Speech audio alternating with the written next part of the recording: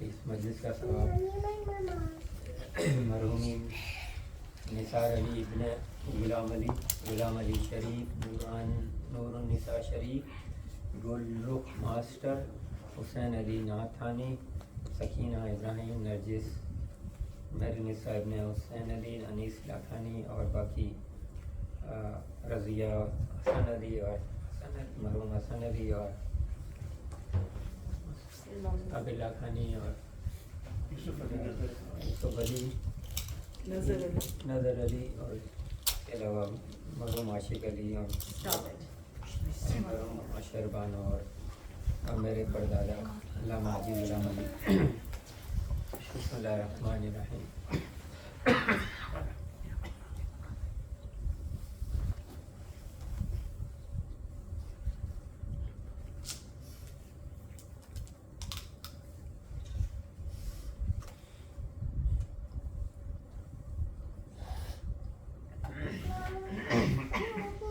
اعوذ باللہ من الشیطان الرجیم، بسم اللہ الرحمن الرحیم، بسم اللہ الرحمن الرحیم، الحمد للہ رب العالمین، الرحمن الرحیم، الصلاۃ والسلام علی خیر خلقہ سیدنا و نبینا و مولانا ابی القاسم محمد و علی آلہ الطیبین الطاہرین المعصومین المیامین المظلومین ولعنۃ اللہ علی اعدائہم اجمعین فی یومنا ھذا الی یوم الدین۔ اما بعد فقد قال اللہ سبحانہ وتعالی فی قرآن المجید هو اصدق الصادقین۔ بسم اللہ الرحمن الرحیم، ان اللہ علی کل شیء قدیر۔ صلوات۔ آج کی مجلس کا موضوع ہے جناب سکینہ بنت الحسین سلام اللہ علیہ، جیسا کہا تھا۔ ویسے بھی آج ایک شہادت ہے جو میسج میں تو یہی آیا ہے کہ 28 سفر جناب رسول خدا صلی اللہ علیہ وسلم امام حسن علیہ السلام تو اس مجلس کو اصل میں ترتیب جناب سکینہ کے اوپر دی گئی ہے، جیسے مصائب میں بھی، اور ایک واقعہ ہے جس میں 210 سال پرانا اور 115 سال، لیکن شاید ایک واقعے کو مجھے کٹ کرنا پڑے گا اس لیے کہ اس سے پہلے کی بھی ایک مجلس ہوئی ہے، اس میں کچھ نکات عرض ہوئے تھے تو وہ ایک مجلس ڈیلیٹ ہو گئی ہے۔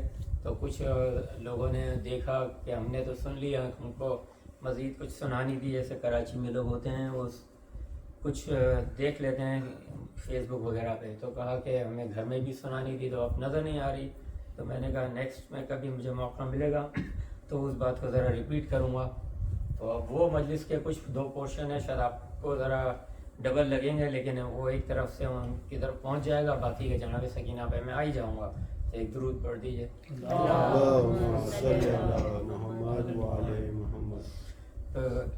موضوع وہی ہے کہ ان اللہ علی کل شیء قدیر، اللہ ہر چیز پہ قادر ہے۔ تو اس موضوع کو، اپنے مضمون کو آگے لیتے ہوئے وہ عرض کرنا ہے کہ جس میں اللہ جو ہے قادر مطلق ہے اور قدرت کا وہ استعمال کرتا ہے، تو قدرت کے استعمال کے لیے 3 چیزیں، 3 شرائط ہیں۔ کوئی بھی انسان، ہم ان اللہ کے لیے نہیں، لیکن ہم سب کے لیے، جو کیونکہ اللہ نے ہمیں بھی قدرت دی ہے، ہمیں ہمارے اہل بیت کو بھی دی ہے، ہمیں بھی قدرت دی ہے، اس لیے کہ ہم نماز کے سجدے کے بعد رکوع، مطلب سجدے کے بعد جب اٹھتے ہیں، قیام کرتے ہیں، تو بحول اللہ وقوتی اقوم و واقود، اللہ کی مدد سے، اللہ کی قوت سے ہم اٹھ رہے ہیں، تو اللہ نے بھی ہمیں طاقت قدرت دی ہے، اور باقی اور قدرت دی ہے کہ ہم ہاتھ ہلاتے ہیں، چلتے ہیں، جو ہر چیز ہم کام کر لیتے ہیں۔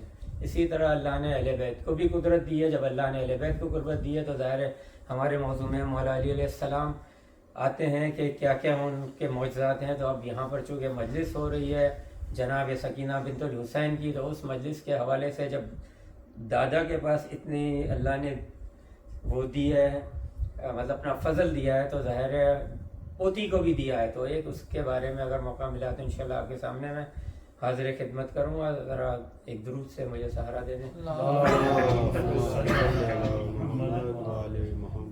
تو یہ تین چیزیں ہوتی ہیں، خیال، شوق، ارادہ، تین چیزیں سلز رکھتا ہے۔ تیرا 3 پری ریکویزٹ آپ نے سن لیا ہے کہ تین چیزیں ایسی ایسینشلز ہیں جو اب کسی فعل کو، کسی ایکشن کو انجام دینے کے لیے تین چیزیں ہمیں ضروری ہوتی ہیں، اور فعل یا جو ہم ایکشن وہ اس وقت فعلیت میں انجام پاتا ہے جب یہ تین مقدمات گزار چکے ہوں۔ تین مقدمات کون سے ہیں؟ خیال، جب ہم we are thinking then we are doing, before we are doing we have a desire, we have desire کو ہم یوں بھی کہہ سکتے ہیں کہ ہمارے پاس انٹینشن ایسی ہے، ٹف انٹینشن ہے، ٹھوس انوینشن ہے کہ نہیں ہم کو یہ کام کرنا ہی ہے، اینڈ دین وی ڈیٹرمائن، ہمارے ڈیٹرمنیشن ہوتا ہے، وی ہیو این ایمبیشن۔ جب یہ تین مقدمات گزار لیں تو پھر وہ فعل جو ہے فعلیت میں گزرتا ہے۔ جب فعلیت میں جب گزرتا ہے تو اس کے بعد جب ارادہ کرتے ہیں تو ہمارے فعل تک آنے کے لیے ہم امکان کے محتاج ہوتے ہیں، تو ہم امکان کے محتاج ہوتے ہیں فعل تک پہنچنے کے لیے، کیونکہ ہمیں کو ہمارے ارادے کو فعل میں تبدیل کرنا ہے۔ لیکن اللہ کے ہاں ارادے کو فعل میں تبدیل کرنے کے لیے امکان کا کوئی فاصلہ نہیں ہے، اس لیے کہ اللہ ہر چیز پہ قادر ہے، اللہ کے لیے کوئی چیز ممکن ہی نہیں ہے۔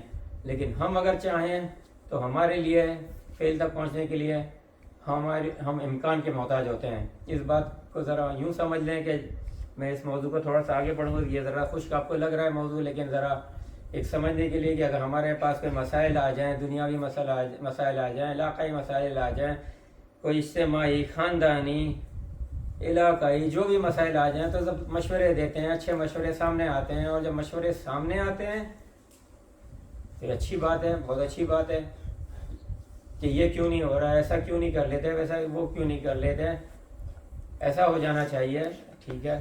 لیکن آپ یہ بھی یاد رکھیے کہ ہر خیال قابل عمل نہیں ہوتا، یہ نہیں ہو سکتا، یہ ممکن ہی نہیں ہے کہ ہر خیال کو ہم عمل میں لے کر آئیں، کیونکہ امکان بھی تو ایک ممکن ہے۔ اگر ہمارے پاس کوئی چیز کو کرنے کا امکان ہے، امکان تب تو کریں گے، امکان بھی ضروری ہے، امکان کا ہونا بھی ضروری ہے۔ اگر کوئی چیز ممکن ہی نہیں ہے، جیسے کوئی میں ایک مثال دے دوں، ہم سب دیکھتے ہیں جانور ہے، بہت بڑا جانور ہے، ہاتھی ہے، کوئی کہتے کہ اب ذرا میں لے کر آؤں، کوئی کہے کہ میں لے کر آؤں 100 پیروں والا ہاتھی، اور کوئی بڑی چیز ہے جیسے بڑا اژدہا کہ میں 100 سروں والا اژدہا لے کے آؤں، تو یہ ناممکن ہے، فلسفے کی زبان میں بالکل ناممکن ہے۔ تو اس کے لیے لوگ تو بہت سارے کہہ سکتے ہیں یہ ہو سکتا ہے، ہاں ٹھیک ہے کہہ سکتے ہیں، لیکن میں اس گفتگو میں ضرور لانا چاہوں گا کہ قادر، کیونکہ ہمارا موضوع یہ ہے کہ قدرت، ان اللہ علی کل شیء قدیر، تو قادر، قدیر، یعنی قادر، قدرت اور مقدور یہ خاندانی الفاظ ہیں، لیکن ان کے مفاہیم مختلف ہیں۔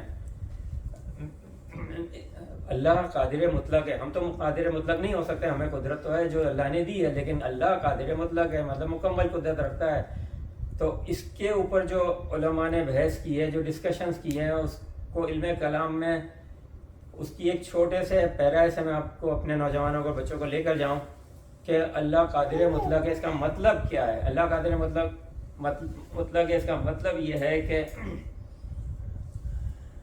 قادر جب اپنی قدرت کا استعمال کرے گا کسی چیز پر جو کہ مقدور کہلائے گی، یعنی قادر مقدور پر قدرت کا استعمال کرے گا، اس وقت کرے گا جب مقدور میں قدرت کو برداشت کرنے کی صلاحیت ہو۔ اگر مقدور میں قدرت کو برداشت کرنے کی صلاحیت نہیں ہے تو وہ اللہ کے قادر ہونے پہ کوئی حرف نہیں ہے، کوئی بحث ہی نہیں ہے کہ اللہ قادر نہیں ہے، اللہ قادر ہے، مقدور میں اہلیت نہیں ہے۔ اب آپ اس کو اس طرح سمجھ لیں کہ پوری کائنات، بھائی یہ پوری کائنات اللہ نے کن فیکون میں بنا لی، ٹھیک ہے، پھر اللہ نے زمین و آسمان 6 دنوں میں کیوں بنائے؟ آپ نے غور کیا؟ پوری کائنات تو کیا اللہ نے کہا میں کن فیکون میں بنا لیا ہے، لیکن خود کہہ رہا ہے هو الذی خلق السماوات والارض فی 6 ایام ثم استوى علی العرش، یعنی سورہ حدید کا ایک آیت کا ٹکڑا میں نے آپ کے سامنے حدیث سماعت کیا ہے. اس میں یہی ہے کہ جو اللہ کہتا ہے کہ میں فون میں کام کر سکتا ہوں تو وہ اللہ نے 6 دن میں کیوں بنایا؟ وہ اللہ چاہتا تو ایک لمحے میں اس زمین و آسمان کو بنا دیتا، کیونکہ اللہ تو قادر ہے، وہ جو چاہے کرے. تو اب اس کے لیے جو علماء بیان فرماتے ہیں، ایک درود بھیج دیں مجھے، اللہم صلی علی محمد وآل محمد، کہ اللہ نے زمین و آسمان 6 دن میں کیوں بنائے؟ تو بھائی جس کے مرحلے ہی 7 ہیں، آپ نے سنا ہے کہ زمین آسمان 7 طبقے 7 ہیں، جیسے قرآن میں بھی موجود ہے. تو جس کے مرحلے ہی 7 ہیں تو ایک دم وہ کیسے بنے گی؟ یعنی جب یہ طے ہے کہ جس کے مرحلے ہیں تو وہ جو چیز مرحلوں میں ہے وہ مرحلہ گزرے گا تو دوسرا مرحلہ آئے گا. تو جب یہ طے ہو گیا کہ جو چیز مرحلوں میں ہے تو پھر وہ اب 6 دن میں جا کے وہ چیز بنے گی. اب اس کو ہم ایک اور اس سے سمجھ لیتے ہیں کہ ایک مامون الرشید ملعون کا دور ہے، اور ایک شخص نے جہاں امام رضا مولا رضا موجود ہیں، اور مولا رضا کے سامنے وہ ایک سوال لے کر آتا ہے اور یہ کہتا ہے کہ آپ کا خدا کہتا ہے، آپ کہتے ہیں کہ آپ کا خدا ان اللہ علی کل شیء قدیر، یعنی ہر چیز پہ قدرت رکھتا ہے. امام نے فرمایا لا ریب، ان اللہ علی کل شیء قدیر، وہ ہر چیز کر سکتا ہے. تو اب اپنے سامنے وہ ایک انڈا ہے وہ سامنے پیش کر دیتا ہے. تو اب آپ یہ سمجھ لیں کہ جو یہ معاملات ہوتے ہیں کہ انڈا، پہلے تو آپ سوچیں کہ وہاں سیکیورٹی چیک تھا کہ نہیں، انڈا کیسے لے کر آ گیا پورے پیلس کے اندر، مہاجہ مامون رشید بیٹھا ہے، دربار ہے. اس کا مطلب یہ کہ سب پری پلانٹ سوچا ہوا ہوتا ہے کہ کچھ ہوتے ہیں، آپ یاد رکھیے دو، ایک ہوتے ہیں گلی والے، ایک ہوتے ہیں علی والے. یہ جتنے بھی سوالات ہوتے ہیں علی والوں سے ہوتے ہیں تاکہ ان کو لیٹ ڈاؤن کریں. اور گلی والے جتنے ہوتے ہیں، جو گلیوں میں سینکڑوں بیٹھے ہوئے ہیں، سبھی لا الہ الا اللہ محمد رسول اللہ پڑھنے والے ہیں، لیکن سوال ہوتا ہے علی اللہ پڑھنے والوں سے. ٹھیک ہے، تو اب یہاں پر یہ جواب وہ اس سے بھی لے سکتا تھا جو لا الہ الا اللہ محمد رسول اللہ پڑھنے والے ہیں، وہ سب موجود ہیں، اور امام تو ایک واحد ان کو شاید بلایا ہو کہ ٹھیک ہے آپ دربار میں آئیے. تو امام سے پوچھا گیا، امام نے کہا تو کرتا کیا ہے؟ کہ تو کہہ رہا ہے نا کہ ہنڈے کے اندر اللہ ڈال سکتا ہے، کرتا کیا؟ اس نے کہا کہ میں تو ہینڈی مین ہوں، کارپینٹر ہوں، میں اپنے اردو میں کہتے ہیں نا گھاتی ہوں، نجار ہوں، بڑھئی ہوں. میرا کام ہے میز بنانا، کرسی بنانا، میرا کام ہے یہ تخت بنانا، ممبر بنانا. کہا کہ تو یہ سب چیزوں پہ قادر ہے کیا؟ تو ماہر ہے؟ کہا کہ ہاں یہ سب بنا سکتا ہوں. تو امام کے ہاتھ میں عصا رسول تھا، آگے بڑھاتے ہوئے کہا کہ ذرا اس کے لیے لے اور میرے لیے تخت بنا دے. تو اس نے کہا کہ تخت تو میں بنا سکتا ہوں، لیکن اس لکڑی میں اتنی قدرت نہیں ہے، اس میں اتنی وہ صلاحیت نہیں ہے کہ اس سے میں تخت بنا سکوں، یہ تخت بنے. تو امام نے فرمایا یہی تیرا جواب ہے، انڈے میں اتنی صلاحیت نہیں ہے کہ وہ اپنے اندر دنیا کو لے سکے، لہذا خدا جو ہے اپنی قدرت کا استعمال وہیں کرے گا جہاں اس مقدور کے اندر اتنی صلاحیتیں ہوں. اور جس طرح آپ کے سامنے پیش کیا تھا کہ یہاں سب لوگ مہمان علی بیٹھے ہیں، اولیاء سماعتیں رکھنے والے بیٹھے ہیں، سب لوگ تو یہ جانتے ہیں کہ کیا علی کو اللہ دوسرا علی بنا سکتا ہے. تو ظاہر ہے اللہ جو چاہے کرے، بے شک قادر ہے، لیکن کیا دوسرے شخص میں بھی اتنی صلاحیت ہے تو ہو کہ وہ دوسرا علی بنے؟ صلوات پڑھیں. اللہم صلی علی محمد وآل. اب چونکہ نام علی ہے اور چونکہ میرے کو دوسرا پورشن بھی وہ کور کرنا ہے جو دوسروں کے لیے چاہیے تھا، بس اس کے بعد پھر میں نام سکینہ کے پر آ جاؤں گا. وہ دوسرا پورشن وہ یہی تھا کہ مولا علی کے اوپر کہ جس طرح ہم اپنے اسکول کے ایگزام میں کچھ تشریح کرتے ہیں، ایکسپلینیشن کرتے ہیں، شعر ہوتا ہے، شعر کی بھی تشریح کرتے ہیں، میری انیس مرزا دبیر، میر تقی میر، کیونکہ میں ان کے نام اس لیے لے رہا ہوں، علامہ اقبال، یہ سب غالب، یہ سب شیعہ ہو کے مرے ہیں. جیسے علامہ اقبال کا شعر، مسجد تو بنا لی شب بھر میں ایمان کی حرارت والوں نے، برسوں میں نماز، مسجد تو بنا لی شب بھر میں ایمان کی حرارت والوں نے، دل اپنا پرانا پاپی ہے برسوں میں نمازی بن نہ سکا. اب چونکہ ہمارے کو شعر دے دیتے تھے کہ یہ please explain describe what it means, اور اسی طرح سائنس کے اس میں بھی ہمیں دے دیتے تھے کہ آئنسٹائن، البرٹ آئنسٹائن جو ان کا بادشاہ ہے سب کا سائنس کا، اور وہ بھی شیعہ ہو کے مرا ہے، اس لیے میں یہ نام لے رہا ہوں، ورنہ اور بھی نام ہے لیکن اس وقت اتنا میں یہی کافی ہے. تو اس کی بھی ایک تھیوری ہم کو دے دیتے تھے فزکس کے اندر کہ آپ please explain theory of relativity, what is E=mc². تو اب میرے سامنے بھی ایک زیر نظر ایک شعر گزرا ہے. وہ شعر یہ تھا کہ منظر فضائے دہر میں سارا علی کا ہے. میں اس کو جلدی لے آ کے پڑھ رہا ہوں. تو منظر فضائے دہر میں سارا علی کا ہے. اس کے لیے اب آپ کے سامنے بچوں کو بھی پتا ہے کہ منظر کیا ہوتا ہے. واٹ یو آر لوکنگ, اور ہر جگہ Ali Ali you are looking, this land you are looking. آپ آسمانوں کو دیکھ رہے ہو تو علی یہاں بھی ہے, علی وہاں بھی ہے, ٹھیک ہے. اور چونکہ یہ متصل ہے جناب سکینہ سلام اللہ علیہ کہ ہم سب علی ولی اللہ پڑھنے والے ہیں, تو جناب سکینہ سے روایت آ رہی ہے کہ علی یہاں پر بھی ہے. علی کا جو وہاں پر جو ہے وہ کیسے, وہ جناب سکینہ سلام اللہ روایت کر رہی ہیں. ایک درود بھیج دیں. تو منظر فضائے دہر میں سارا علی کا ہے. تو خیبر کا میدان ہے, خیبر کا میدان مسلمانوں کی جنگ یہودیوں کے ساتھ جاری ہے. تجسس کا ایک عالم ہے. 39 روز گزر چکے ہیں, 39 روز. فتح دور دور تر ممکن نہیں. ایسے میں ہر شخص سوچتا ہے کہ علم اس کا ہوگا, خیبر اس کا ہوگا, دو عالم میں چرچا اس کا ہوگا, لیکن مسئلہ ابھی باقی ہے. خیبر بھی منتظر ہے. میکائیل بھی, دردائل بھی, جبریل بھی اور سلمان بھی منتظر ہیں کہ کوئی آنے والا ہے, کوئی جری آنے والا ہے. ایسے میں ناگا خیبر کے میدان میں شیر خدا کی آمد ہوتی ہے. مرحب کو للکارتے ہیں اور اس جانب سے مرحب غسل اٹھا, اس جانب سے ابو طالب کا پسر اٹھا, اس جانب سے بے ایمان اٹھا, اس جانب سے کل ایمان اٹھا ہے, اس جانب سے بے نسل اٹھا, اس جانب سے 11 امام کا باپ اٹھا, اس جانب سے کاذب اٹھا ہے, اس جانب سے کل ایمان نہیں صادق اٹھا ہے, اس جانب سے تلوار چلی, اس جانب سے ذوالفقار بے نیام چلی ہے. مرحب کے سر پر وار کر کے زمین کا سینہ چیر دیتی ہے اور صدا بلند ہوتی ہے, منظر فضائے دہر میں سارا علی کا ہے. یا علی محمد. 12 اور 13 رجب کی درمیانی رات دیوار کعبہ شق ہو کر یہ اعلان کرتی ہے منظر فضائے دہر میں سارا علی کا ہے. جب غدیر کے میدان میں لبھائے محمدی سے نکلتا ہے من کن تو مولا فہذا علی مولا, تو ماننا پڑتا ہے منظر فضائے دہر میں سارا علی کا ہے. صلی اللہ محمد وآل محمد. جب مسلمانوں کا سیراب کرنے کے لیے کنویں کے جنات سے علی ابن طالب جنگ لڑتے ہیں اور شہنشاہ جنگ امیر الانام کا خطاب پاتے ہیں, تو کہنا پڑتا ہے کہ منظر فضائے دہر میں سارا علی کا ہے. جب احد کے میدان میں علی کی تلوار ٹوٹتی ہے اور آسمان سے لا فتح الا علی لا سیف الا ذوالفقار کی سند اترتی ہے, تو ماننا پڑتا ہے منظر فضائے دہر میں سارا علی کا ہے.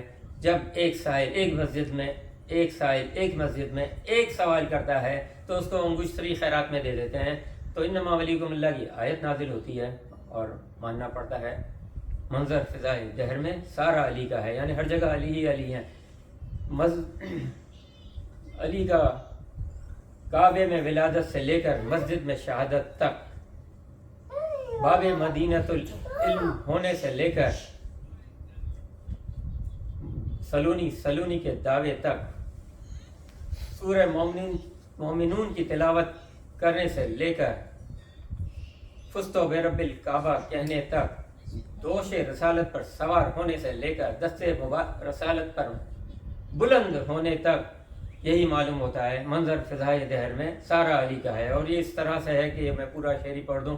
اس بزم میں 2 جہاں کا محور علی علی, یعنی علی یہاں بھی ہے وہاں بھی. اس بزم میں 2 جہاں کا محور علی علی کرتے ہیں سارے پیغمبر علی علی. اتری ہے ذوالفقار بھی کہہ کر علی علی, مولا امیر نفس پیغمبر علی علی. سن لو زمانے والو یہ نعرہ نبی کا ہے, منظر فضائے دہر میں سارا علی کا ہے. اور یہ اس خاطر ہے کہ علی علیم, علی عالم, علی معلوم, علی قاسم, علی قاسم, علی مقسوم, علی علیم, علی عالم, علی معلوم, علی قسیم, علی قاسم, علی مقسوم, علی خبیر, علی ہے علی مخبر, علی ہے خبر, علی خزین, علی خازن, علی مخزن. ہر ایک ادا میں ہے 100 جلوے ماہتابی کے نثار, دید و دل شان بوت رابی میں. اب میں شان بوت رابی کی شان ذرا سی میں کی جھلک جو میں ہم چھوٹے وقت میں پیش کر سکے, وہ مولا مطلب مولا تھی جناب سکینہ سلام علیہ کے بارے میں پیش کرو، ایک ہدیہ کر دیں صلوات۔ اللہم صلی علی محمد وآل محمد۔ تو اب جناب سید سکینہ کے پر وہ دو ہیں، کچھ تاریخ کے پرانے 115 سال اور 210 سال، لیکن میں ایک کو ابھی جاری رکھوں گا تاکہ پھر یہ جلدی ختم ہو جائے۔ روایت ہے جناب سکینہ بنت الحسین سے، انہوں نے روایت کی ہے ام کلثوم بنت علی سے، اور انہوں نے روایت کی ہے فاطمہ بنت رسول اللہ سے، یعنی حسین کی بیٹی نے علی کی بیٹی سے اور علی کی بیٹی نے رسول اللہ کی بیٹی سے روایت کی ہے۔ جناب سیدہ طاہرہ طیبہ مرضیہ فاطمہ سلام علیہ فرماتی ہیں کہ میرے بابا جب معراج پہ گئے تو انہوں نے ایک سفید در، وائٹ جو بھی ہو، پرل بولے یا پتہ نہیں، در یعنی کوئی بھی دانہ ہے عقیق جیسا، سفید در اور یاقوت کا ایک قصر دے گا، پیلس دے گا، محل دے گا۔ حضور اندر داخل ہوئے، وہاں لکھا ہوا تھا لا الہ الا اللہ محمد رسول اللہ۔ اب کیونکہ جناب سکینہ سے بھی روایت ہے تو وہی بیان کر رہی ہیں کہ علی یہاں پر بھی ہے، علی وہاں پر بھی ہیں، تو لا الہ الا اللہ محمد رسول اللہ ترجمہ آپ کے سامنے واضح ہے۔ وہاں لکھا ہوا تھا علی لا الہ الا اللہ محمد رسول اللہ علی ولی القوم، یعنی علی قوم کے ولی ہے، مولا ہیں، اور آگے لکھا ہوا تھا بخن لشیعت علی ابن ابی طالب، علی کے شیعوں کو مبارکباد دے دیجئے، یعنی کہ علی کے شیعہ مبارکباد کے مستحق ہیں۔ پھر حضور آگے بڑھے اور رائٹ ہینڈ پہ ایک قصر دے گا، ایک اور قصر، ایک اور پیلس، تو اس میں لکھا ہوا تھا رائٹ ہینڈ پہ وہ سرخ ریڈ عقیقہ بنا ہوا تھا، اس میں لکھا ہوا تھا وہی لا الہ الا اللہ محمد رسول اللہ۔ پھر آگے لکھا ہوا تھا کہ بشر لشیعت علی ابن ابی طالب لطیب الولادہ، یعنی مبارکباد دے دیجئے، خوشخبری دے دیجئے علی کے شیعوں کو کہ ان کی ولادت کو اللہ نے پاک رکھا ہے۔ صلوات پڑھ لیں۔ اللہم صلی علی محمد وآل محمد۔ جناب سکینہ سلام علیہ کے توسل ہیں، چونکہ ابھی کتنا ٹائم ہو گیا، ہاں تو میں اس کو آگے بڑھ رہا ہوں کہ جناب سکینہ سلام علیہ کا ایک واقعہ میں بتا دوں 115 سال پرانا، اس کے بعد سیدھا مسائل پہ۔ تو جناب سکینہ سلام علیہ کے بارے میں یہ ملتا ہے کہ ایک ایران کے ایک بڑے عالم، بزرگ عالم، بہت پاکیزہ عالم ہیں، ان کا نام ہے آغا حسن آغا غلام سازگار۔ وہ مداحی کرتے ہیں، وہ روزہ خوان ہے، وہاں ایران میں روزہ خوان کہتے ہیں اس لیے کہ وہ جو بھی مصائب پڑھتے ہیں پھر مداحی یعنی فضائل، جیسے ہمارے یہاں ہم اردو میں انڈیا پاکستان میں ذاکر کہتے ہیں یا خطیب کہتے ہیں۔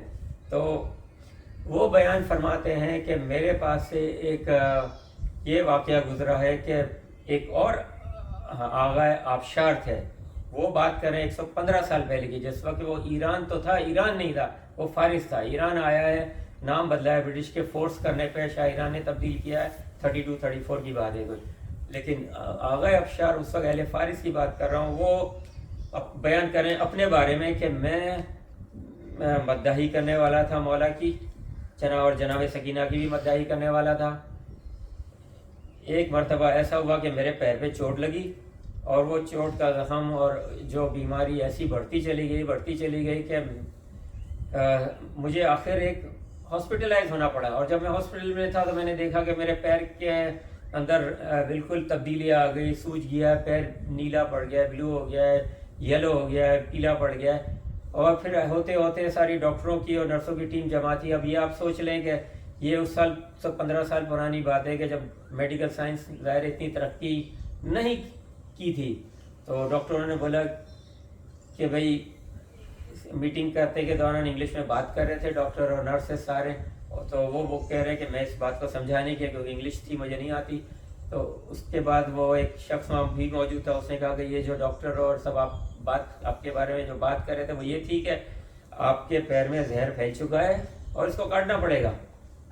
تو آغا آبشار کہتے ہیں کہ اب میرے کو یہ خیال آئے کہ دیکھو میں چونکہ امام حسین کا ذاکر ہوں اور میں جناب سکینہ کا بھی ذاکر ہوں، تو سوچا کہ کیوں نہ میں امام حسین علیہ السلام سے توسل کروں، اور اس سے بڑھ کر یہ کہ بی بی سکینہ سے توسل کروں. وہ لوگ بی بی رقیہ کہتے ہیں کیونکہ اہل شام، عراق، شام اور جتنے بھی عرب ممالک ہیں وہ اہل رقیہ کہتے ہیں. اس کی تفصیل دوسرے واقعے میں 200 سال 10، لیکن ہم بی بی سکینہ کہتے ہیں. ٹھیک ہے.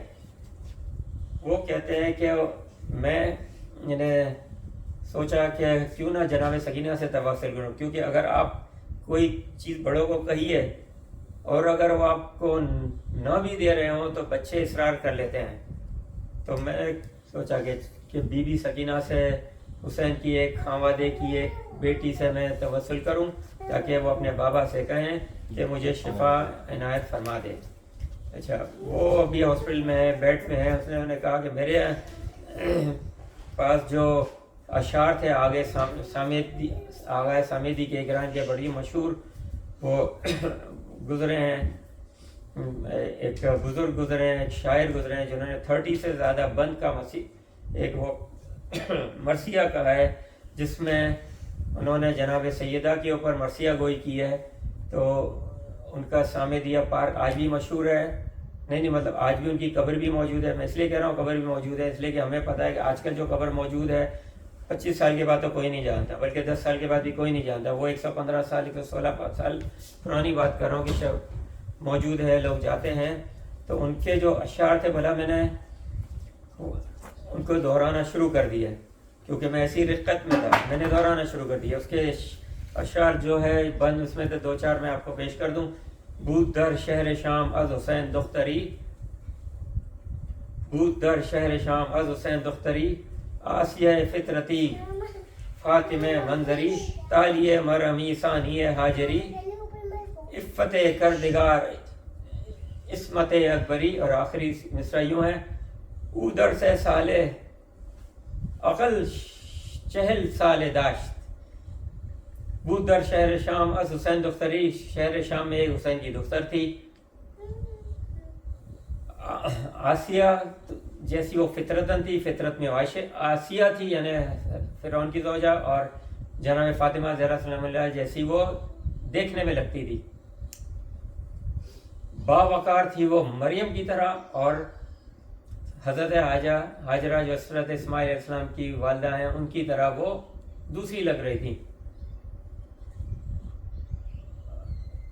عفت میں وہ اتنی بلند پایہ مرتبے تھی، بہت اونچے مقام پر تھی، اور عصمت کبریٰ کی منزل پر فائز تھی تو وہ 3 سال کی.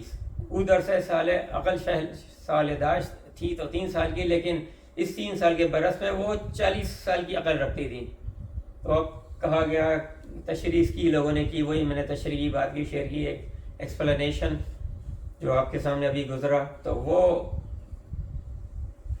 ایکسپلین یہ کیا گیا کہ 40 سال انہوں نے کیوں کہا 40 سال، اس لیے کیا کہ جب حضرت حجت سلام اللہ علیہ صلوات پڑھ دیں. حضرت حجت جب علیہ السلام تشریف لائیں گے تو وہ 40 سال کے نظر آ رہے ہوں گے. تو اس کا مطلب یہ کہ وہ عقل، وہ کامل عقل رکھتی تھیں. اچھا، پھر وہ کہتے ہیں کہ مجھ پر اتنی رقت تیاری ہوئی کہ مجھے غش آ گیا، مجھے کچھ نہیں پتا آگے کیا معلوم، مجھے کچھ نہیں معلوم آگے کیا ہوا. اس اثناء کے اندر انہوں نے کہا کہ میں عالم خواب میں تھا، عالم غش میں تھا، مجھے اتنا نظر آئے گا جو میں نے سوچا تھا وہ مجھے نظر آ گیا کہ ایک بیٹی ہے اپنے باپ کو ہاتھ پکڑ کے لا رہی ہے اور کہہ رہی ہے کہ یہ میرے نام کا ذاکر ہے، میرے اشعار کا پڑھنے والا ہے، بابا اسے شفا عنایت فرما دیجیے. بس اس کے بعد میری آنکھ کھلی، میں آدھا مدہوش تھا، میں اشعار کو اس وقت بھی دہرا رہا تھا اور اپنے پیر پہ کھڑا ہوا تھا. وہ پیر جو کاٹ دیے جانے والے تھے اس پہ میں کھڑا ہوا تھا، اور میرے سامنے نرسز اور ڈاکٹر سب کھڑے ہوئے تھے. ان کو سمجھ میں نہیں آ رہا تھا کیا ہو رہا ہے، اور وہ بھی میرے ساتھ رو رہے تھے. وہ تو رو رہے تھے کیونکہ میں تو اپنے غشی میں ہوں، آدھے غشی میں ہوں، مدہوش ہوں، اور کیونکہ وہ سب شیعہ تھے اور وہ بھی رو رہے تھے اور سمجھ میں نہیں آ رہا تھا. لیکن میں ہاسپٹل سے گیا تو جاتے جاتے تمام مریضوں کو بتاتے گیا، اور جب 1 ہفتے کے بعد میں واپس آیا اور دیکھا کہ ان میں سے کوئی بھی مریض ایسا نہ تھا جس کو اس ذکر سے شفا نہ ملی ہو. تو یہ ہے ذکر شہزادیہ سلام اللہ علیہ، جو کہ ہم نے یہ دیکھا کہ جب مولا علی کو اللہ نے سب کچھ دیا ہے تو آپ دیکھیں کہ وہ ذکر کے اندر جناب سکینہ کو کیا دیا، وہ تو ہم بات نہیں کر رہے ہیں، اس کا ذکر جو ہمارے پاس ہم بیان کرتے ہیں اس میں اللہ نے کیا دیا. ایک درود ہدیہ کر دیں ان کی ذات پہ. اللہم صلی علی محمد. اور جناب سکینہ کے بارے میں جو توسل جو ہے وہ اس وقت ہو رہا ہے، جو ایک دسترخوان سفرہ بچھایا جاتا ہے، یہ سفرہ بھی میں نے پوچھا ہے، کہا کہ انہوں نے نیت کی ہے کہ جناب سکینہ کے نام پہ رکھا ہے، توسل کا ایک خاص انداز ہے. اب جناب سکینہ کی میں ذرا غم کی طرف آ جاؤں تو جناب سکینہ سلام اللہ علیہ کا آپ یہ سمجھ لیں کہ یہ اسلام کی تاریخ میں بڑے دردناک واقعات ہیں، ایک سے ایک دردناک واقعہ ہے، لیکن جناب سکینہ کو جو واقعہ ہے وہ ایسا دردناک ہے کہ اگر انسان سنے تو اس کا دل ٹکڑے ٹکڑے ہو جائے، اگر اس کا محض تصور ہو جائے تو وہ پریشان ہو جائے کہ یہ کیا ہو گیا.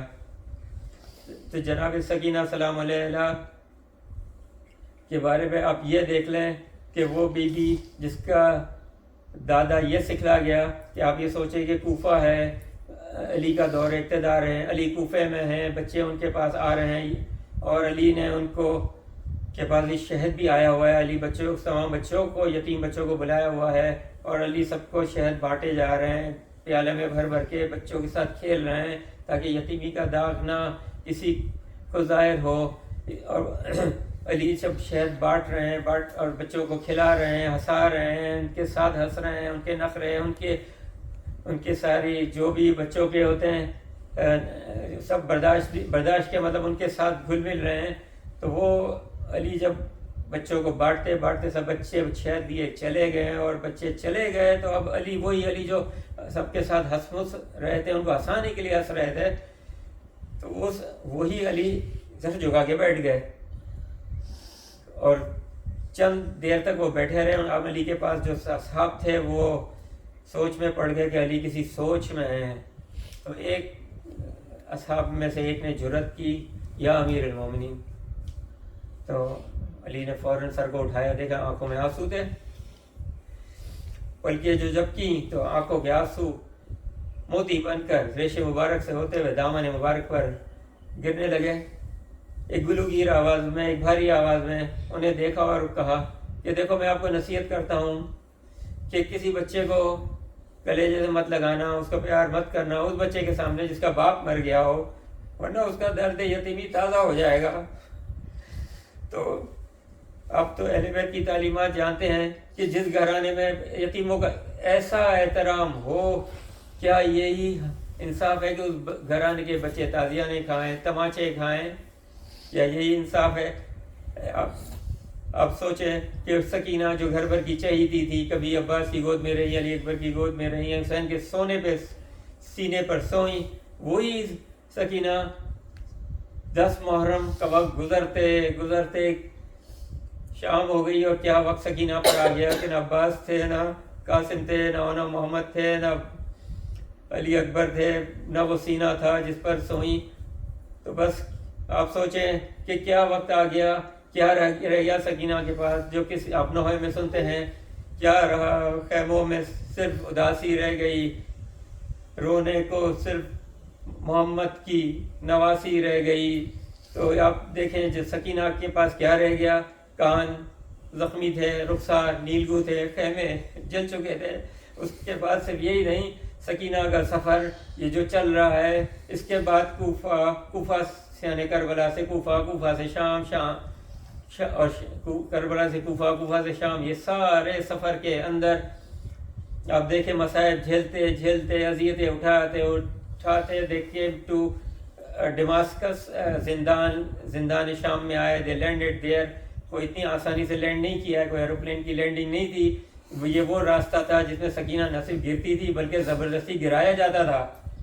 پتہ نہیں کیا مقصد ہو کہ بھئی بچے کو سنبھالنا اور مشکل ہے، جو بیویاں ہیں ان کو بھی سنبھالنا مشکل ہے، بھوکی ہے، پیاسی ہیں، طاقت نہیں ہے، گر جاتی ہیں، لیکن بچے کو سنبھالنا اور مشکل ہے. کتنے راستے میں بچے شہید ہوئے. دے ڈنٹ کیئر جو بھی ہوا، کیونکہ پوچھنے والا کون تھا؟ یزید کو کیا پوچھنا تھا جو کوفہ سے پھر شام جا رہے تھے کہ تم نے کتنے بچے شہید کر ڈالے.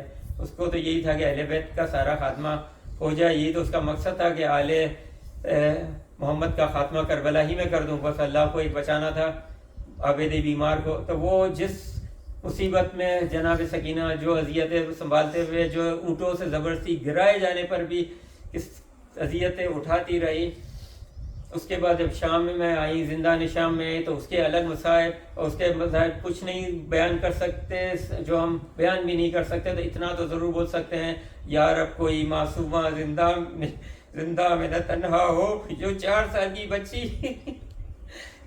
4 سال کی بچی، اس کو بھی زندان میں الگ رکھا گیا۔ جو سفر پہ اونٹوں پر تھی، اس کا اونٹ بھی سب سے آخر میں رکھا گیا کہ گرے تو اس قافلے والے کو پتہ نہ چلے۔ تو اور وہی بچی زندان میں اکیلے کہ یا رب کوئی معصومہ زندہ میں نہ کوئی تنہا ہو، پابند نہ ہو پہرا، رونے پہ نہ پہرا ہو۔ یہ جناب سکینہ کا سفر، زندان، پھر زندان کے اندر وہ زندان، وہ شام جس میں سید سجاد جیسا صحابی رمام کہے الشام الشام الشام۔ تو یہ جناب سکینہ روایت بتاتی ہے کہ ایک رات پہے اول شام جناب سکینہ بے قرار ہوئی، بہت بے قرار ہوئی، کہا ابھی اماں مجھے بابا گلا دیجئے، بابا یاد آ رہے ہیں، بابا گلا دیجئے، اماں بابا گلا دیجئے۔ لیکن کہ بڑی مشکل سے تسلی دے کر بیویوں نے جناب زینب نے جناب ام کلثوم نے سکینہ کو سہارا دیا، اس کو سلا دیا، لیکن وہ سوئی تو صحیح، لیکن تھوڑی سی رات گزری کہ پھر اٹھ گئی، اور اس سے زیادہ بے حد بے قرار، اتنی شدت سے بے قرار کہ اب تو سکینہ سے سنبھلا نہیں جا رہا ہے۔ اماں پھوپھی اماں، بابا ابھی تو آئے تھے، بابا ابھی تو گئے، ابھی تو آئے تھے، کہاں ہے بابا، کہاں ہے اماں، بابا کہاں ہے بھائی، بابا کہاں ہے؟ کبھی اس کونے میں جاتی ہے، کبھی اس، کیونکہ آپ سوچیں اس کونے میں کیوں جا رہی ہے؟ شام میں کوئی یہ لائٹ تو نہیں تھی، اندھیرا تھا، خاک تھی، چلو تو خاک اڑے، اوپر سے شام کی سردی، جو شام ہو کر آئے وہ جانتے ہیں کہ شام کی گرمی کیسی ہے اور رات کی ٹھنڈک کیسی ہے۔ تو وہ اس کونے پہ جاتی ہے، ارے بابا یہاں نہیں، ارے بابا کہیں وہاں تو نہیں۔ تو وہ جناب سکینہ کی شدت یاد دیکھ کر جناب زینب رونے لگی۔ جناب زینب کے رونے کے بندھن نہ رکے، تو اس کو دیکھ کر تمام بیویوں کے ضبط کے بندھن بھی ٹوٹ گئے، رونے کا اوہ بکا کا ایک کوہرام مچ گیا۔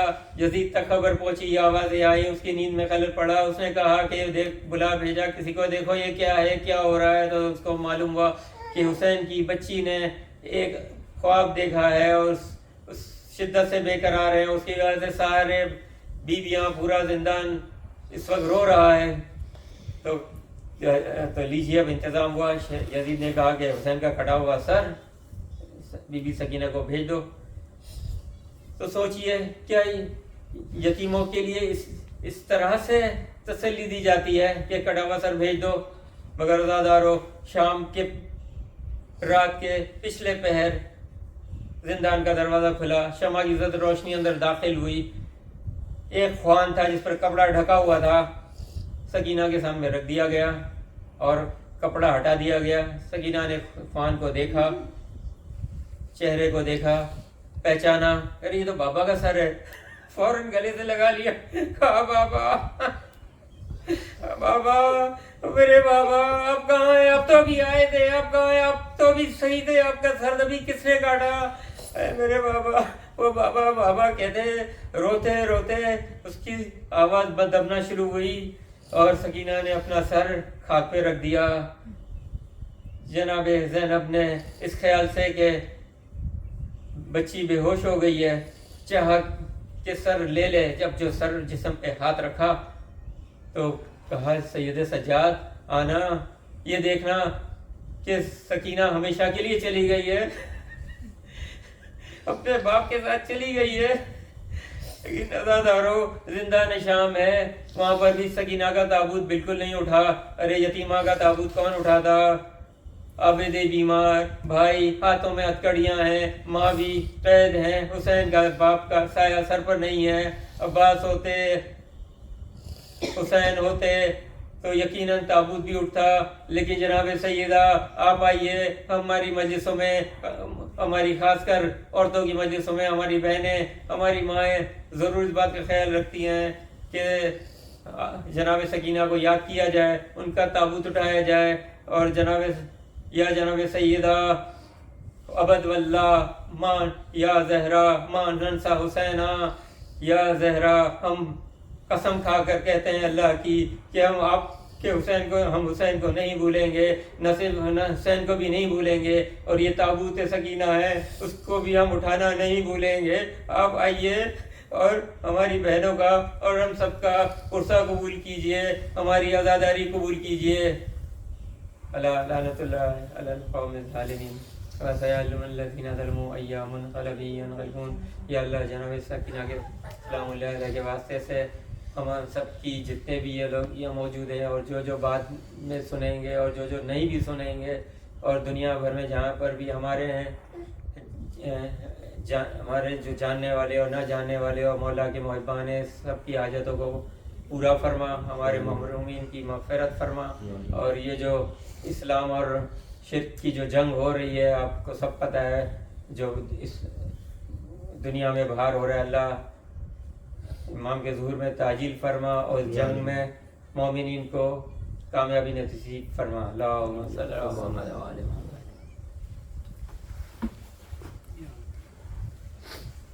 یا حسین